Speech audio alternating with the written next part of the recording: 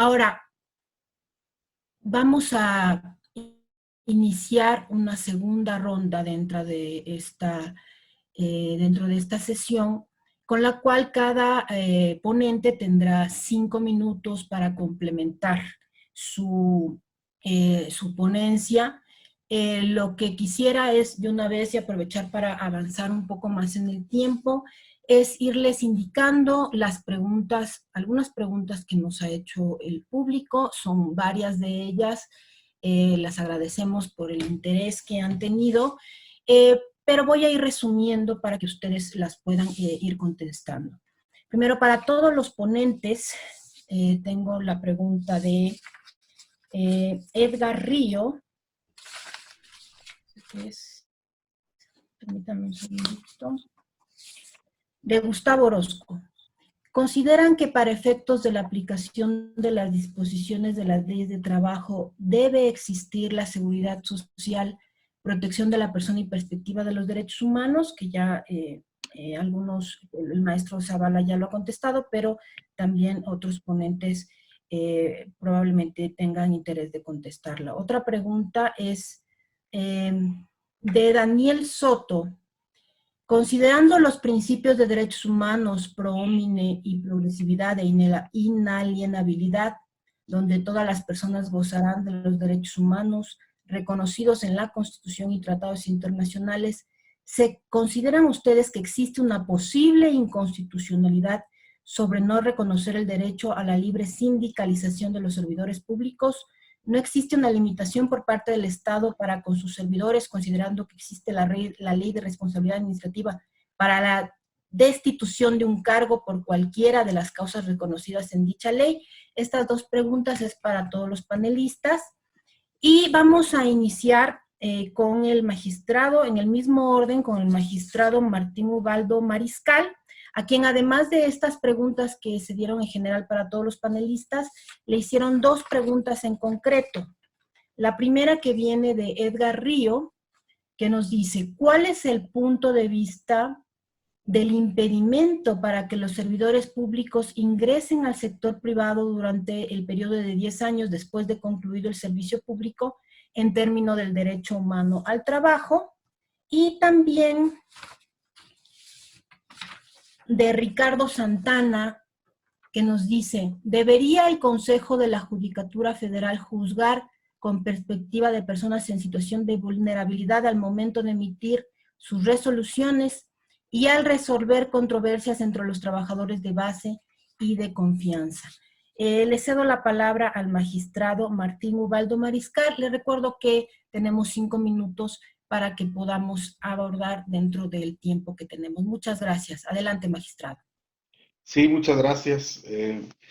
Bien, en principio, sí hay que apuntar que la Constitución y además los tratados internacionales sobre derechos humanos que han sido celebrados por el Estado mexicano, sí conforman, podríamos decir que en específico, un bloque de derechos sociales, entre los cuales podemos destacar prerrogativas que han trascendido a la libertad de sindicación y que ya ha quedado plasmado en el texto constitucional y desarrollado en la Ley Federal del Trabajo, la vigencia de la democracia sindical, por ejemplo, a través del ejercicio del voto libre, personal, secreto y directo. Y estos derechos fundamentales tienen un desarrollo y tienen un reconocimiento en la Constitución, y tendríamos que agregar puntualmente los que estén en tratados internacionales. Bueno, ahí podemos afirmar que sí hay derechos fundamentales en materia de trabajo y de seguridad social. Ahora, el tema de la libertad de sindicación para los trabajadores de confianza. Hay algunos artículos que están elaborados por estudiosos del derecho burocrático. Por ejemplo, una obra que se impulsó por parte de el hoy consejero de la Judicatura del Poder Judicial del Estado de México, nuestro amigo el maestro Luis Gerardo de la Peña Gutiérrez, en coauspicio con la Comisión Nacional de Derechos Humanos, el Tribunal Federal de Conciliación y Arbitraje, y una iniciativa de la ONU de Desarrollo Sostenible, la Agenda 2030, me parece, donde se habla de la posibilidad de que sí exista ese derecho de sindicación de los trabajadores de confianza. El artículo me parece que es del maestro Bernardo Javier Cortés López, donde él plantea esa posibilidad de que sí tengan los trabajadores de confianza ese derecho de sindicación y recurre a ese convenio 151 de OIT, donde se habla de que aún los trabajadores de confianza de la administración pública deben tener este derecho, que eventualmente puede tener la prerrogativa del derecho de huelga. Sin embargo, se reconoce que existe restricción constitucional en nuestro país. Ese sería un aspecto. Ahora, el impedimento para laborar en la iniciativa privada después de haber dejado el servicio público, bueno, esta disposición seguramente tendrá que ser llevada a sede constitucional para someterlo al tamiz precisamente del juicio de regularidad constitucional de una prohibición de esta índole, sobre todo considerando que el artículo 5º constitucional protege la prerrogativa de dedicarse a la actividad, comercio e industria que al ser humano mejor le acomode, de tal manera que eso seguramente será un debate, y sobre todo si además, y esto es un tema que del derecho administrativo, del amparo contra leyes, trasciende a todo el espectro del derecho constitucional en México. El uso de las facultades por parte de las autoridades. Están sujetas a un principio de legalidad. Y dentro de su órbita van a existir facultades regladas y facultades discrecionales. De tal manera que en ese ámbito y bajo esa directriz, bajo ese faro, es que tendrá que analizarse la regularidad constitucional, ya sea en sede constitucional o bien en sede de contencioso administrativo, donde tengan que analizarse la regularidad de todas las determinaciones que se están emitiendo para el manejo de esta pandemia. La otra pregunta, que es la que se nos formula en relación con directrices que debería emitir el Consejo de la Judicatura Federal para juzgar con perspectiva de género. Bueno, esto ha sido una política consistente en el Poder Judicial de la Federación a través del Consejo de la Judicatura Federal, donde se han estado emitiendo protocolos que orientan al juzgador para atender a grupos vulnerables que requieren de una protección especial, aún dentro de la generalidad de las normas sustantivas y procesales que rigen nuestra actuación. Es decir, eh, tiene que adaptarse la visión para procurar una mayor protección a este tipo de grupos vulnerables. Ahora, el tema de si la distinción entre trabajadores de base y de confianza nos conduzca a un tema de juzgar con perspectiva de género en función de esta distinción, es un tanto, pues, difícil, porque es la propia Constitución la que nos establece esa diferencia entre trabajadores de base y de confianza. Sin embargo, en un escenario como el que vivimos, tendríamos que decir que, pues, la Constitución, y entendida como un documento fundamental donde se contienen principios,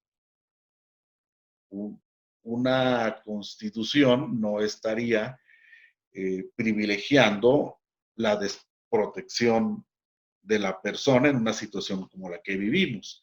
De tal manera que pues, al día de hoy, en la contingencia, pues aun cuando los trabajadores de confianza no tengan estabilidad en el empleo dentro de sus prerrogativas, pues habría que privilegiar a la persona en cuanto a la protección a su salario, en cuanto a la protección de la seguridad social, que es lo que le brinda el tener o contar con un trabajo dentro del servicio público.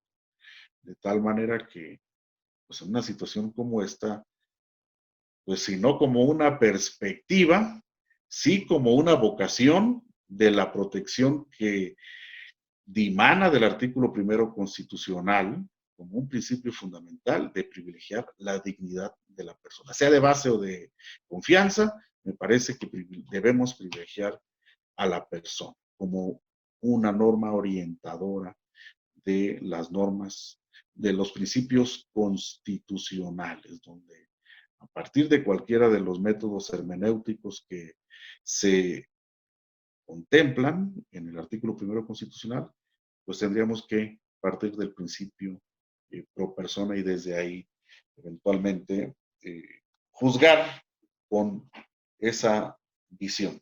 Es lo que yo tendría que afirmar. Muchas gracias.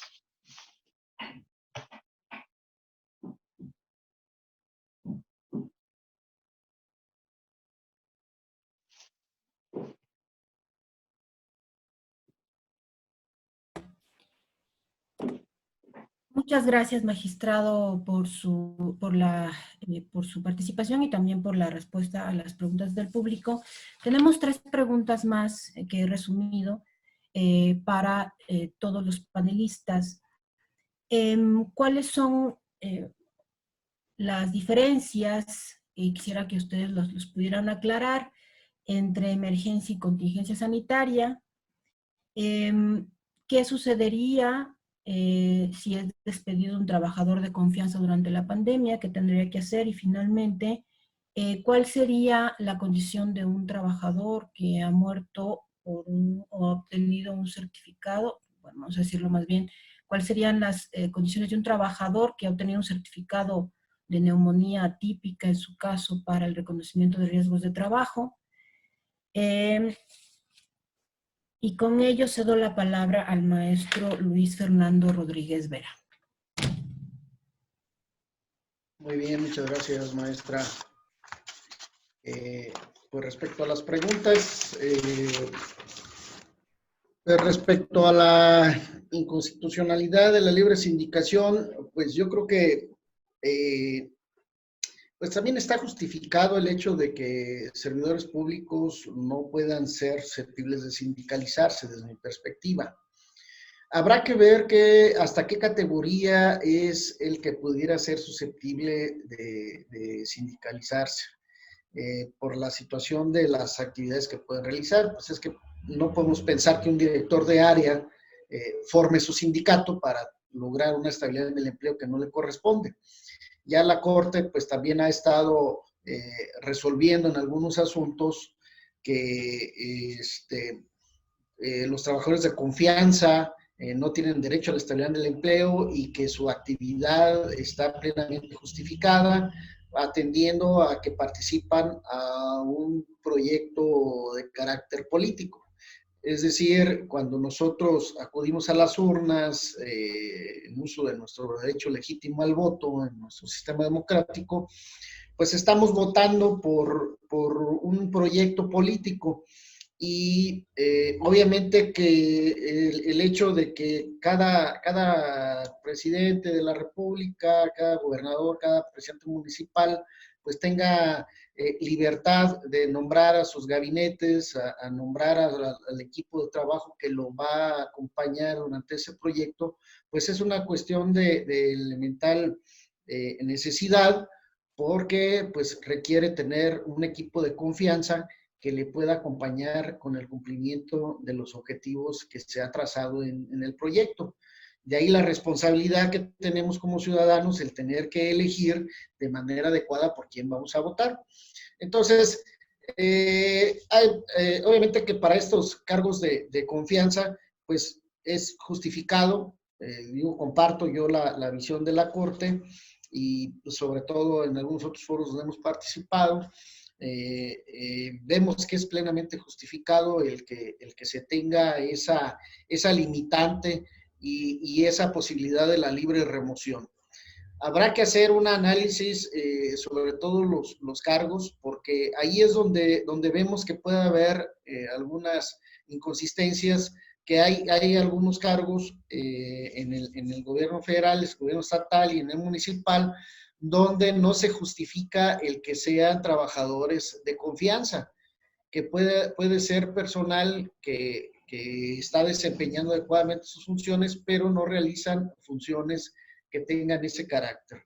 Por tanto, en algunos casos creo que sí sería necesario el tener que reconocerles un derecho que en su momento tendría que poder ejercer ese trabajador.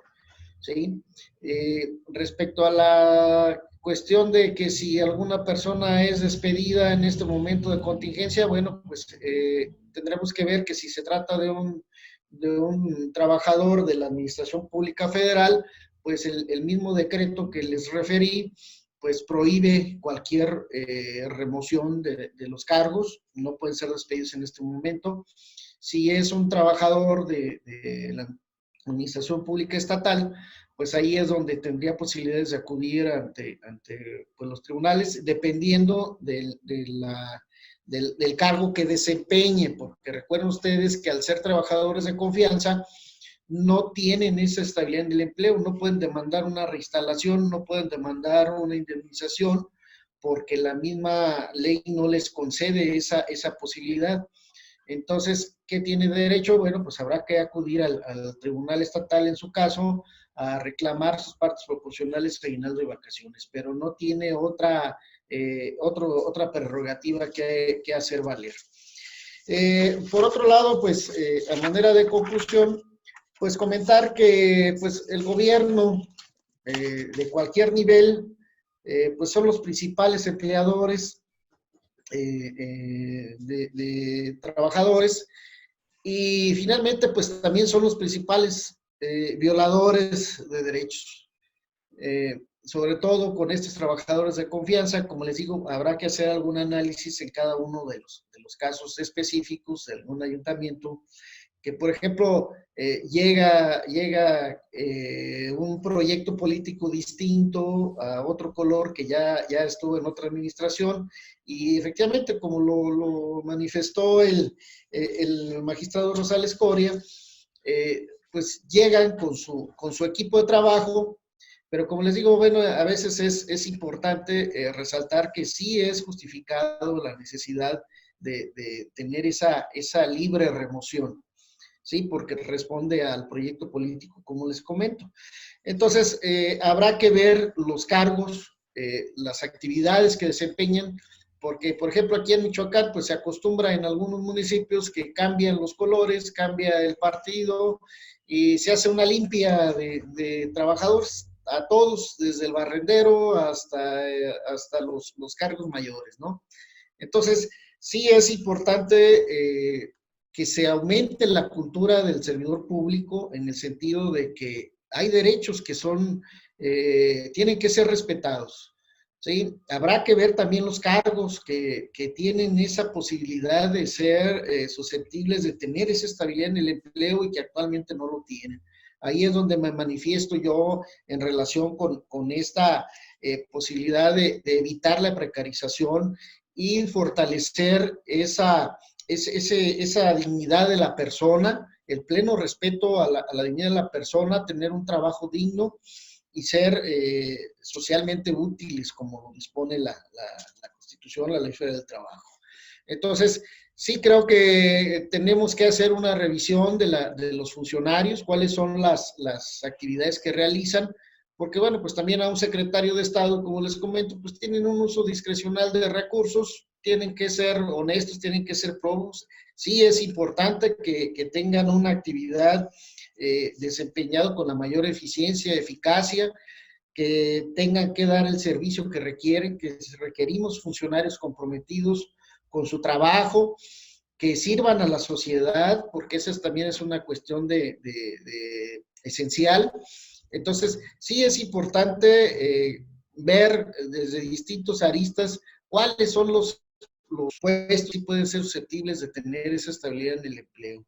Me pronuncio en favor de que existan esa serie de reglamentaciones para la actividad de la función pública, que es tan importante en la sociedad, y que efectivamente se realice una función adecuada conforme lo requiere nuestro país en este momento. Creo que también los servidores públicos, pues estamos en el filo de la navaja, porque la responsabilidad no solamente viene por acción, sino también por omisión. Y es una serie de cuestiones que tenemos que ir trabajando para la dignificación de la función pública. Entonces, pues yo lo dejo hasta aquí. No sé si tengan alguna otra inquietud. Con mucho gusto estoy a su orden. Muchas gracias. Gracias, maestro. Muchas gracias, maestro. Vamos a continuar con el magistrado Rafael Rosales. Para él tenemos dos preguntas. La primera es de Celina Álvarez, que nos dice: al personal sanitario, médicos, enfermeras de los institutos de salud, IMSS, ISSSTE y CEMIM, no se les ha brindado la seguridad del trabajo adecuada a pesar del alto riesgo de trabajo que enfrentan ante el COVID-19. Algunos han acudido a la protección del amparo para demandar que se les facilite las herramientas necesarias para realizar su trabajo. Sin embargo, se denota la falta de interés de los institutos de salud para proteger a los trabajadores, a estos trabajadores. ¿Podría, por favor, dar su opinión ante tal situación? Y la segunda pregunta es de Flor González, que nos señala cómo podría entenderse, o en su caso, cómo entendería la Suprema Corte el término renuncia de prestaciones voluntarias según la Ley Federal de Austeridad Republicana. Cedo la palabra al magistrado Rafael Rosales Coria. Muchas gracias, magistrado. Gracias nuevamente por la oportunidad de continuar realizando algunos comentarios para satisfacer algunas inquietudes formuladas. En primer lugar, había algunas preguntas para todos relativas a la presencia de los derechos humanos. Yo debo decirles que, recordando, los derechos humanos son inherentes al individuo. Los derechos humanos son prerrogativas sustantivas, fundamentales en el ser humano. De tal manera que estos derechos humanos, inveteradamente desde la aparición del hombre sobre la faz de la tierra, han sido ignorados, han sido cancelados, han sido atropellados, han sido avasallados.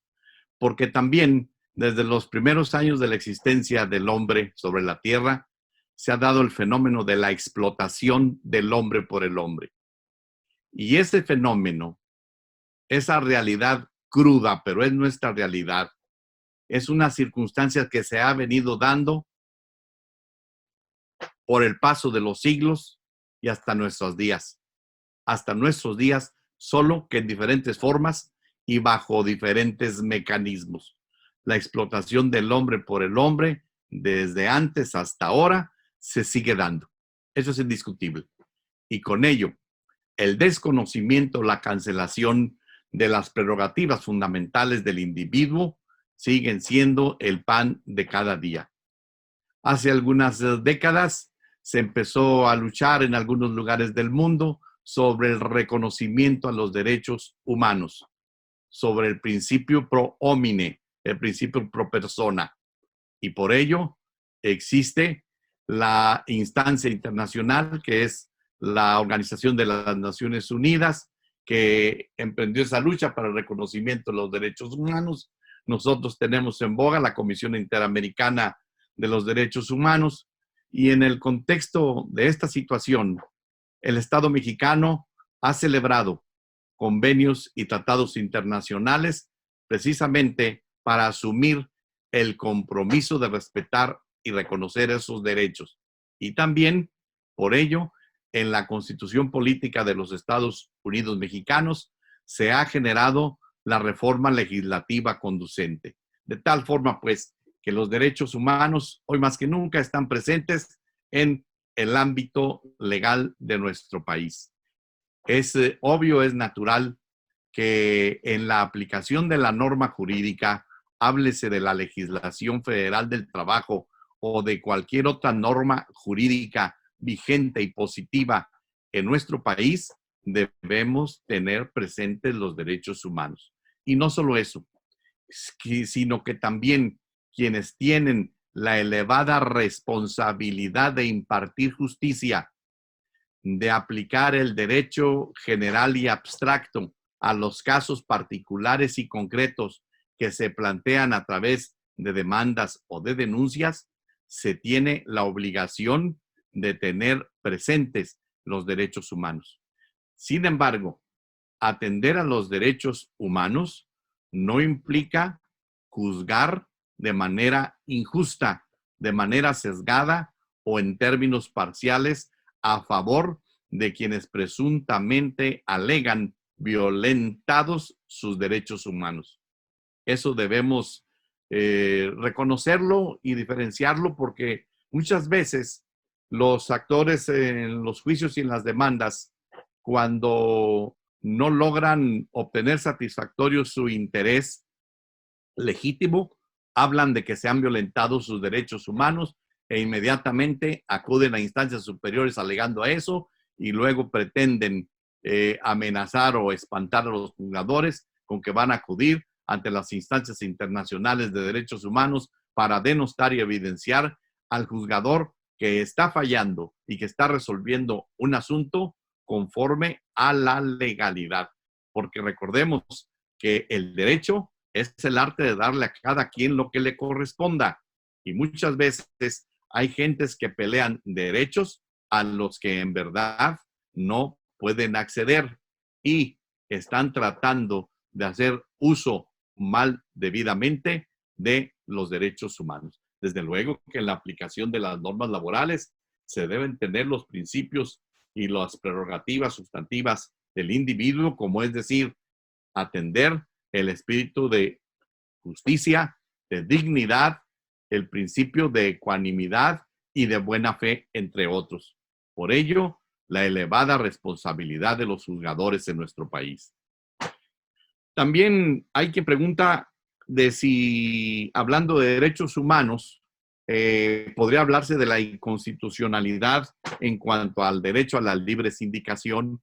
Debo decirles que este es un tema polémico, un tema debatido, y en donde tanto la Suprema Corte de Justicia de la Nación como la Comisión Interamericana de los Derechos Humanos pues han emitido su comentario, y la verdad es que han sido resoluciones hasta a veces contradictorias. Yo recuerdo que en el estado de Michoacán, ya por allí en alguna ocasión se pretendió crear un sindicato de trabajadores de confianza.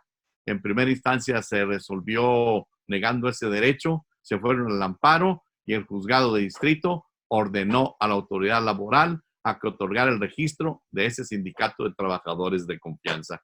De tal manera, pues, que no deja de ser interesante por lo polémico y debatido el tema de la libre sindicación. En principio, esto está permitido para los trabajadores de base, no para los de confianza ni para los directivos, como bien lo afirmaba mi compañero, el maestro Luis Fernando Rodríguez Vera. Él lo conoce porque él ha sido presidente del Tribunal de Conciliación y Arbitraje en el estado de Michoacán, como su servidor, igualmente.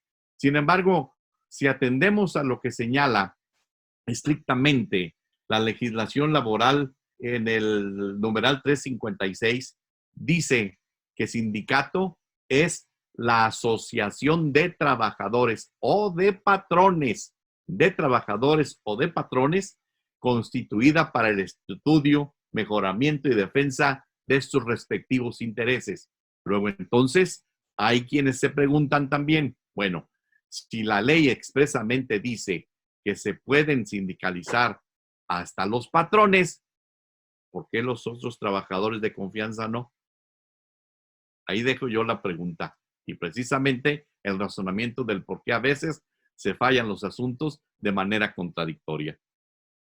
En relación a la pregunta que, que hacía por ahí alguien sobre la muerte de algún servidor público por neumonía atípica, o si alguien señala que por consecuencia del coronavirus, si es un riesgo de trabajo o no, bueno, habríamos que contestar que pudiera ser que los elementos propios del caso constituyan un verdadero riesgo de trabajo. Y en este caso, pues se tendría que denunciar a las autoridades en materia de salud, háblese del Seguro Social o bien del ISSSTE, para efecto de los servidores públicos, para el efecto de denunciar un posible, la muerte sobre posible riesgo de trabajo, para el efecto de que se realice la investigación correspondiente por el área de salud en el trabajo y emita el dictamen legal que le corresponda. Ahora bien, importante las últimas preguntas en relación al personal médico. Efectivamente, yo creo que este es el momento muy propio, muy justo y muy propicio para que en un evento académico de tipo jurídico le expresemos nuestro más cálido y sentido reconocimiento y mis respetos a todo el personal médico y paramédico de enfermería y de limpieza que se están jugando la vida las 24 horas dentro de las instituciones, clínicas y hospitales que atienden a los enfermos con motivo de esta pandemia. Realmente están arriesgando su vida y poniendo en riesgo la salud de sus familias. Por ello, debemos reconocerles su alto valor humano, su alta entereza individual para cumplir con responsabilidad y también con un alto sentido humano el trabajo que realizan, que puede ser muy modesto porque se puede tratar de un intendente, puede tratarse de un auxiliar de servicios en general en los hospitales y en las clínicas, puede tratarse del cocinero, de la cocinera, de la enfermera o del médico, del especialista, pero todos ellos yo creo que merecen nuestro cariño y nuestro reconocimiento como personas.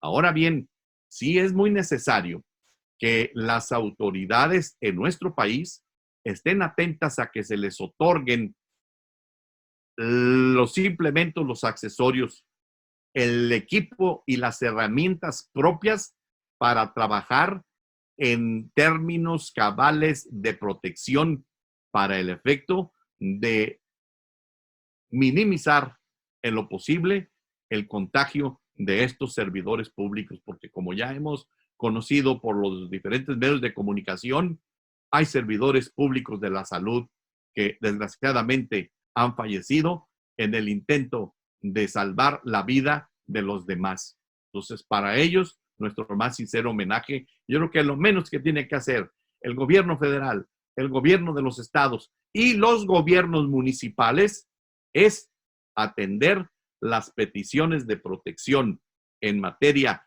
de salud e higiene al trabajador que está laborando para atender a los enfermos.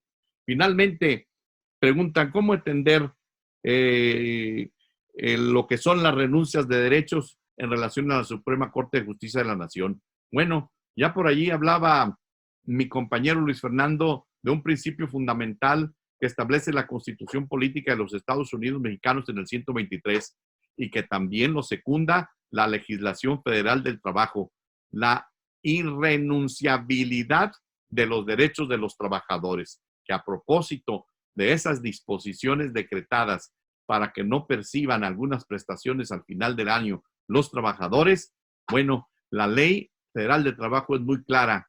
Son nulas aquellas órdenes o disposiciones del patrón que cancelen derechos de los trabajadores. En eso consiste la irrenunciabilidad a los derechos de los trabajadores. En esa circunstancia, yo culmino mi participación diciendo que habrá que respetar todos los derechos de los servidores públicos porque finalmente cumplen a cabalidad el desempeño de sus funciones y de sus atribuciones, y que en caso contrario de ser sorprendidos en flagrancia de la omisión sobre sus obligaciones, bueno, pues también existe el procedimiento para sancionarlos.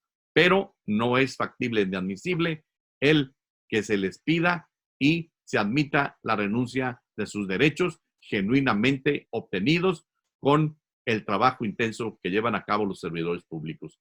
Es cuanto. Muchas gracias. Agradecemos al magistrado Rafael Rosales Coria por sus respuestas y por sus conclusiones. Y finalmente cedo la palabra al maestro Óscar Zavala Gamboa para sus conclusiones. Sí, muchas gracias. Solamente un par de reflexiones ya en respeto al tiempo de todos ustedes, de todas ustedes. Solamente dejar un par de cosas sobre la mesa. Lo dice muy bien el magistrado Martín Ubaldo Mariscal.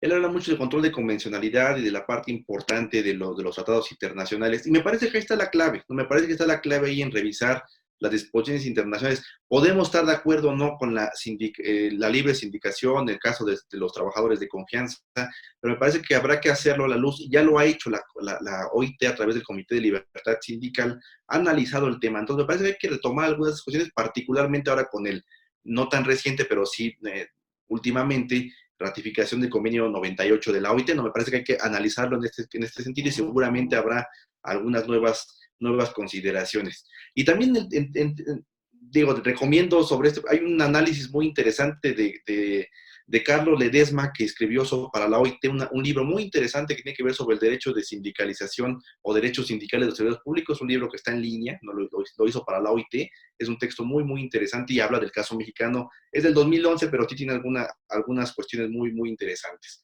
Y sobre este tema, por eso yo decía que es muy complicado hablar en favor o en contra del decreto del 23 de abril.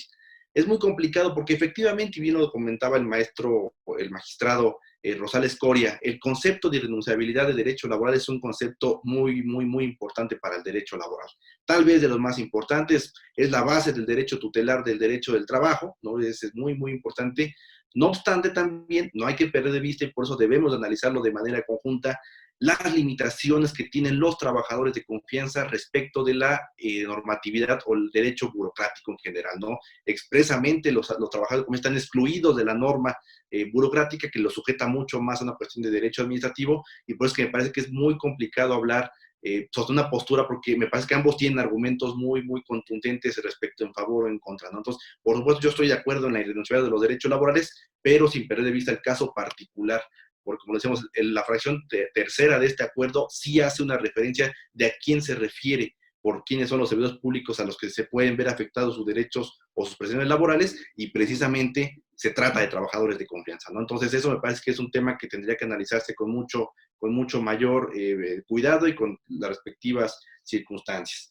Los trabajadores, y finalmente, hay casos interesantes en la Corte Interamericana de Derechos Humanos. Yo también recomendaría mucho el análisis del caso Lagos del Campo contra Perú, porque la Comisión Interamericana, la Corte Interamericana, perdón, no se había entrado a temas laborales, es la primera vez que lo hace, y justamente tiene relación ahí con servicio público, derecho sindical. O sea, es un caso que se debe de analizar, y bueno, también es una cuestión importante porque es una especie de despido injustificado que llegó a la competencia de la Corte Interamericana. Entonces me parece que hay algunos aspectos ahí interesantes que podríamos retomar de este caso resuelto por la Corte Interamericana. Y finalmente, y con esto cierro, y doy mi opinión muy, muy, muy particular, yo estoy absolutamente en desacuerdo, y lo digo de manera muy categórica, estoy absolutamente en desacuerdo con la distinción que realizó la Secretaría del Trabajo y Previsión Social en torno a que el concepto de contingencia es diferente al concepto de emergencia, ¿no? Me parece que eso es un juego de palabras, yo no le veo la gran diferencia, y lo que se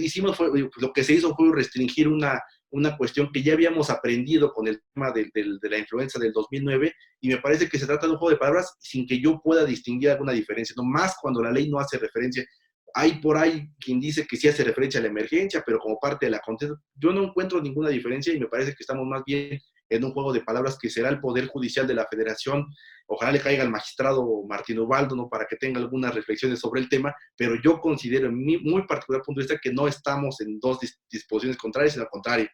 Tendríamos que activar el artículo 42 bis porque estamos en circunstancias de esa naturaleza. Por mi parte sería todo. Muchas gracias y quedo a sus órdenes.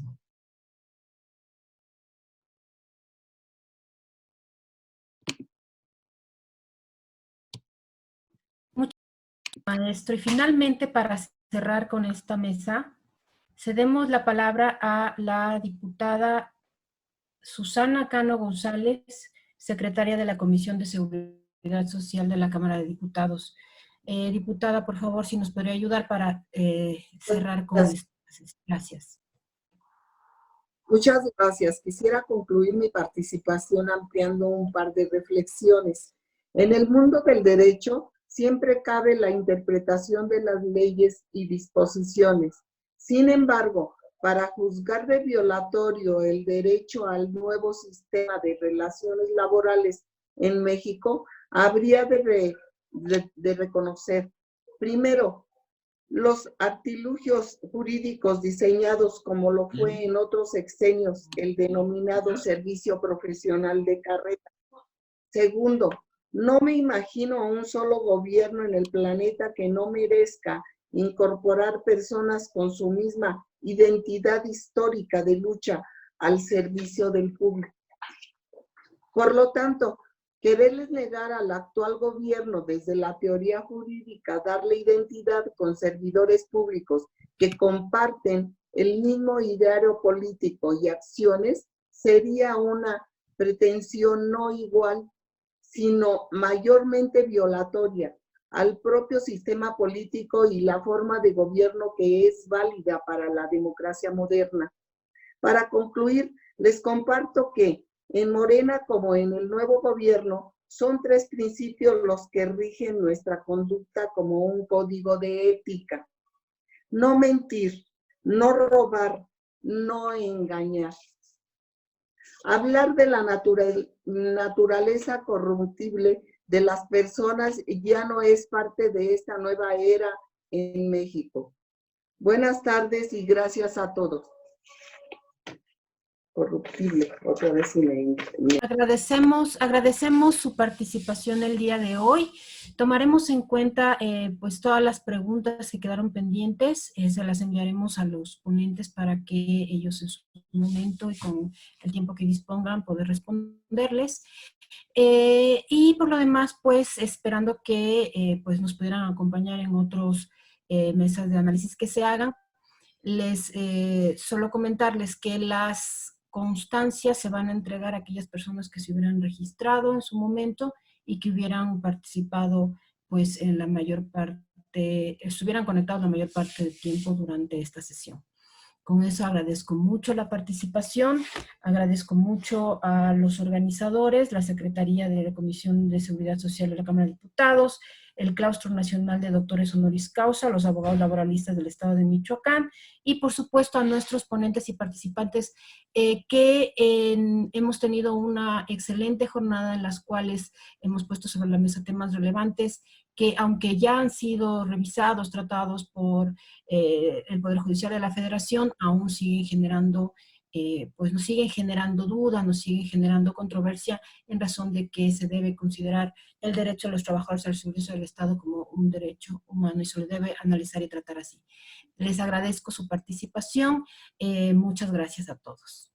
Gracias, buena tarde. Muchas gracias para todos. Bien, gracias, muy amables. Mucho gusto en conocerles, saludarles. Gracias. Muchas gracias.